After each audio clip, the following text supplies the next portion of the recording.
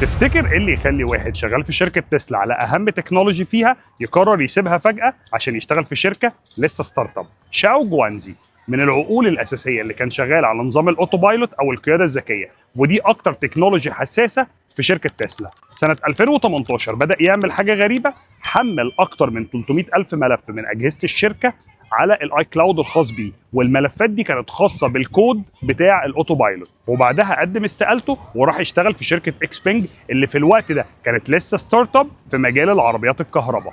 طبعا شركه تسلا خدت بالها من الموضوع ورفعت دعوى قضائيه بسرقه ملكيه فكريه، بس اكسبنج قالت احنا ملناش اي علاقه بالكود ده، لا خدنا الكود ولا استخدمناه. بس بعد فتره صغيره الموضوع مات ومحدش عارف اتحل ازاي. بس سنه 2019 شركه اكسبنج طلعت بنظام قياده ذاتيه اسمه اكس بايلوت، ومش عارفين هل استخدموا الكود بتاع جوانزي ولا كانوا شغالين عليه من الاول. اللي حصل ده مش قصه مهندس زهق من شغله، ده ريمايندر ان في عالم البيزنس البيانات اهم من الذهب. وافتكر كويس ان اخطر اختراق اللي بيجي لك من جوه مش اللي بيجي لك من بره. بس يا سيدي، وكده يبقى خلص الكلام. سلام.